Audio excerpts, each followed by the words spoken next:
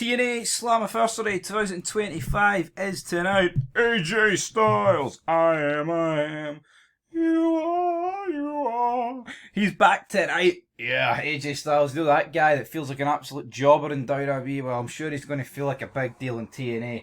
I mean, the funny thing is he will, because it's AJ Styles returning home. But it's time for a Slammiversary preview.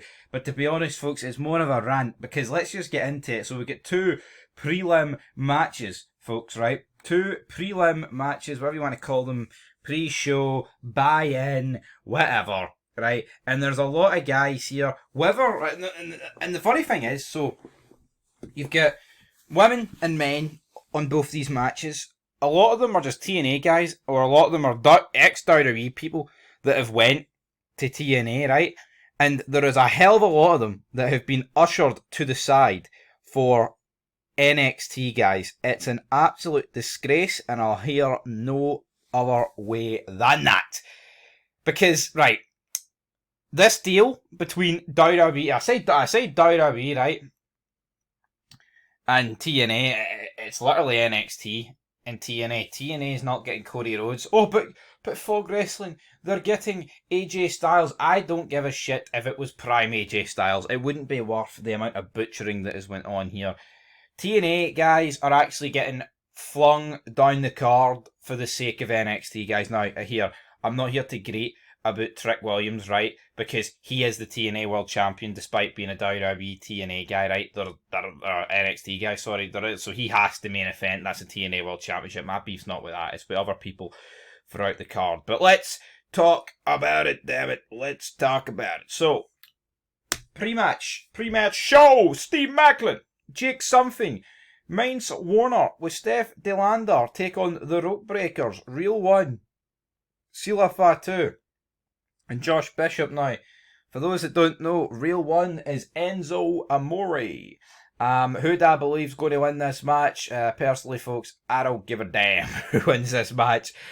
I'll go with the Rope Breakers, because why the hell not? Enzo Amore, although WWE heavily involved in TNA, man, I wouldn't be surprised if they just went, you know what, actually, Enzo Amore's in that company, he's not allowed to win, but I'll go with the Rope Breakers anyway. Moving on to another match, we have got the Elegance brand taking on the Inspiration for the TNA Knockouts World Tag Team Championships. Again, folks, the problem you got here, literally everybody in this match, apart from Heather, who, I mean, honestly, I couldn't even tell you, even if you showed me a picture of her.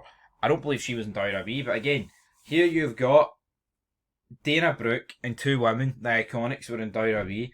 So 3/4 of this match has been absolutely jobbed clean out by people who are still in WWE, and they're being above them in the card.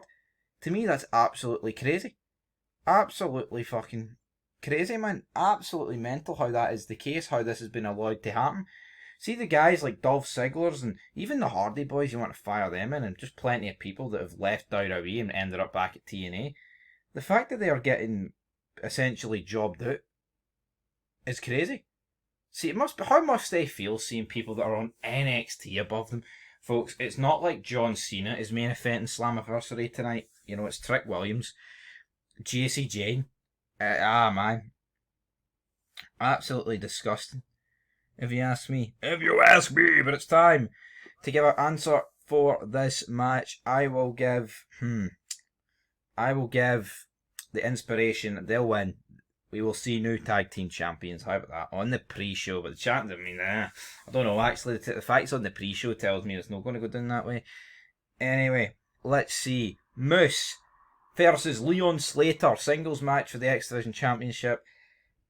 Fun fact is, folks, we actually have the TNA Plus. I'm not too sure if that actually includes this Slammiversary, but if it does, I might watch it tonight. You just never frickin' know. Anyway, Dark State. They are, so which is Dion Lennox, Osiris Griffin, Saquon Sugars, Cutler James versus Matt Cardona in the System, with Alicia Edwards. I'm going to go with Matt Cardona. The 8-man tag team, brother. That's what I'm going to go with for them. Moving on to Tessa Blanchard taking on Indy Hartwell. That is a singles match there. Again, Tessa Blanchard, just not all that fucking interesting. Indy Hartwell, another person that got released for WWE and has ended up in TNA. I will go for her to lose and Tessa Blanchard to pick up the victory. Right, Mustafa Ali with Jason Hotch, John Skyler, and Tasha Steelz. He's taking on Cedric Alexander. To me, this is just, I mean, look at this, man. I mean, look at some of these names. Jason Hotchscotch? I mean, Hopscotch? What's this? You're best. Absolute fucking trash, if you ask me. Absolute garbage. Anyway, moving on. The Nemeths.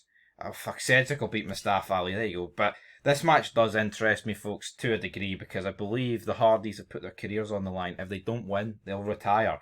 Four-way ladder match. I mean, ladder matches are always interesting. Firing the Hardy Boys, and my interest goes up. So you've got the Nemeths versus the Hardys versus the Rascals versus First Class. I mean, AJ Francis and KC Navarro, shite. This will probably be hands down match tonight. Fuck it, I'm going for the Hardys to win. I'm backing some of my childhood favourites here in the Hardy Boys. Come on, Matt and Jeff, get the fucking job done, son. Match number 8. Masha Slamovich with Ling Ying Lee, or Li Ying Lee, and Shea Brookside, taking on Jacy Jane with Fallon Henry and Jasmine Nix. Again, NXT women are just fucking taking up a main event slot. Ridiculous. This match, winners take all. Fucking combine both titles, and what you do with them, fire them straight in the bin, fire them straight down the garbage chute, pal. I just do not think Jacy Jane's walking out with both of these belts.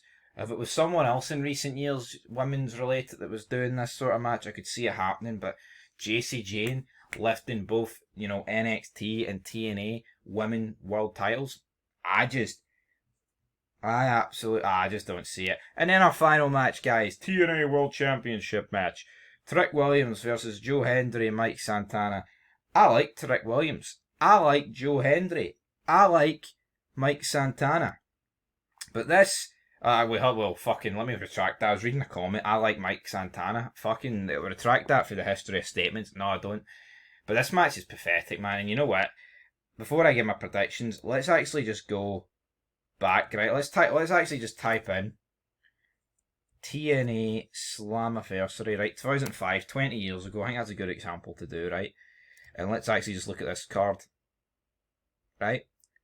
So, Shark Boy defeats Amazing Red, Delirious, Alex Skipper, and Jarrell Clark and Zach Goyen. No bad. Shocker defeats Alex Shelley. Ron Kellens defeats The Outlaw. The Naturals defeat Team Canada. Samoa Joe defeats Sonjay Dutt. Bobby Roode defeats Lance Hoyt. America's Most Wanted defeat it. Free Live Crew. Christopher Daniels defeats Chris Sabin. And then your main event, King of the Mountain match, 5-man ladder match. Raven defeats AJ Styles, Abyss, Monty Brown, and Sean Waltman. Again, this isn't exactly the greatest era of TNA, but just look how much fucking better this was, man. Jesus Christ. Like, yeah, you're missing a lot of people here. There's no Nash, there's no Steiner, there's no Sting, there's no Christian, there's no Kurt Angle, there's no Jeff Jarrett, but still much better, It's crazy. It's not right, damn it. It's not right. When was the next one? I think we just recently watched this pay-per-view, so, just a year later, you've got Team 3D against the James Gang. Bingo Hall Brawl was pretty good. Rhino defeats Team Canada. Sensei defeated Sonjay Dutt, elimination match there, all those jobbers. Nash defeated Chris Sabin. This was a good match. Styles and Daniels against America's Most Wanted. Samoa Joe versus Scott Steiner. And then you had Jarrett defeating Christian, Abyss, Truth, and Sting.